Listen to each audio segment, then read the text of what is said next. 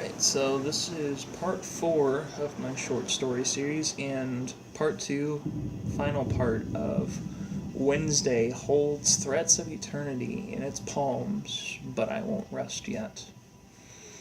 And here's how it goes.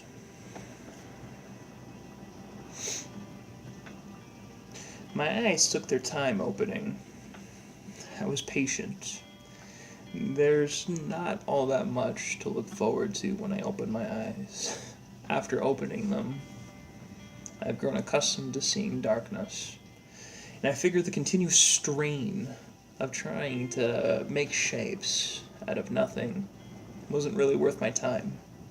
So I slept frequently, whispering to myself that something might change, somehow, some way, in some form.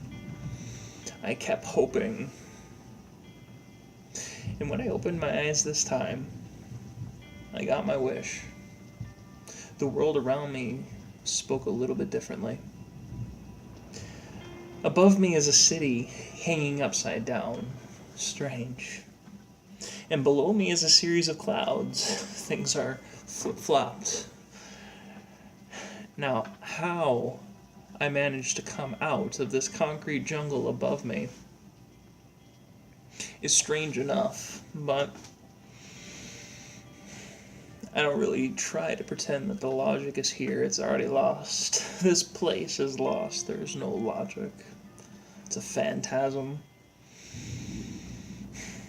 I can leave my thoughts in the deep recesses of my mind again because questions aren't really all that entertaining at the moment, but what is catching my interest is the man who floats next to me.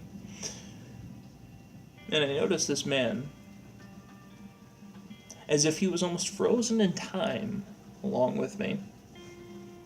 He's treating the air as if it were stairs, and he reminds me of the man I saw not too long ago who was frozen in his own time. The man doesn't seem lost anymore, though.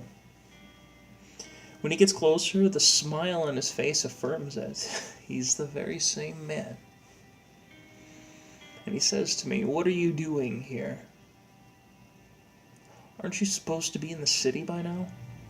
And the man asks me this as he starts walking down this invisible flight of stairs along my slow descent of a body. This feels more like a shell than flesh without a heart. I feel like an empty person. I don't know what he means by a city either. I've not seen a city other than the one above me. I'm wondering if he means that this is the city that I should be at, but I'm falling away, I'm falling down. Even still, he doesn't seem interested in explaining. And I cry out to him, "I've lost my heart, don't you understand? I have been subjected to this fall for quite some time. I could never tell you how long it's been since I've even seen light.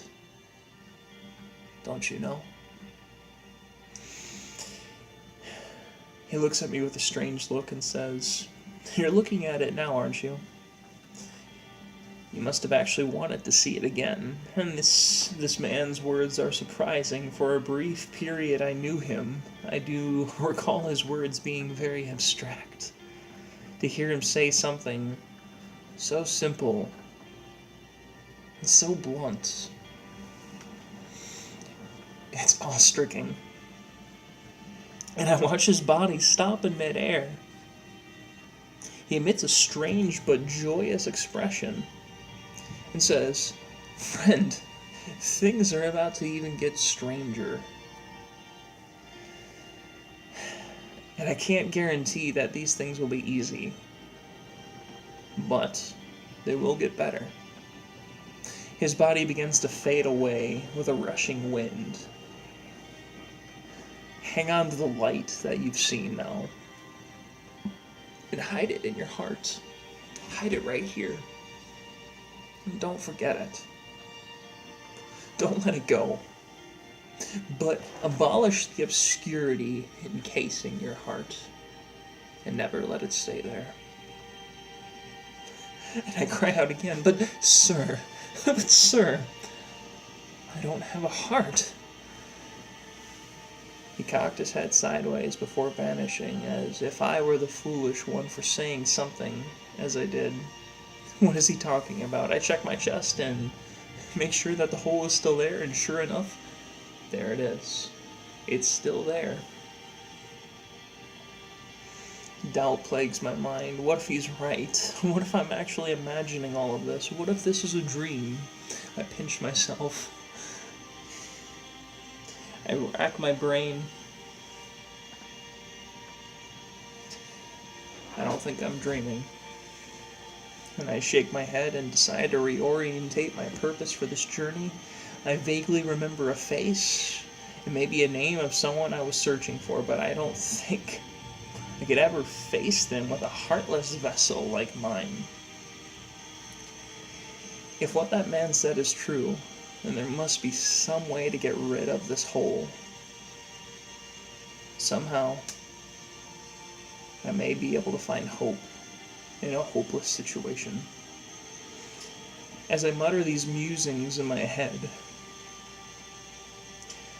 I feel the same wind that drove the man away a few moments ago. And instead of finding myself vanishing along with him, I find myself falling faster and faster, and I scream. The abnormality of it all is horrific, but exciting. I feel a distinct heartbeat, though it was only once, and then it was gone again. Above me, a trail of joyous tears dress the sky as stars. They line up in shapes that remind me of the days of contemplating this journey on the beach. This nostalgic feeling kisses me farewell when I notice doors appearing in the sky all around me. The majority of them are locked. I can tell by the strange different kinds of locks and mechanisms that dress them. They're large, they're small, they're intricate, they're simple. And as I flit through this aerial hallway, I notice a door with a small balcony in front of it, and I reach out but miss it. But before I fall again, the man who disappeared earlier grabs my hand, and he pulls me up and he smiles before he's gone, just like smoke, leaving me before something unfathomable, unthinkable, and crucial to what my purpose is, or what I think my purpose is, as I stare from the infinite abyss of doors below and above me, from a city that lies in the horizon, building up in a sideways manner, and these laws of physics have turned into true anarchy here. None of it makes sense with the sky below me, doors all around me, and structures above me. But instead of focusing on that, I turn to the obscurity of the new door in front of me. The walls are laced with a flood of water around it. I don't think I'm being invited back into the darkness of the waters again, but this is something different. Somehow I feel as if this is welcoming me, as if it's calling me to step inside. And I check the handle. It's unlocked. I open it, willing myself to go inside. This curiosity of mine, it simply will not die.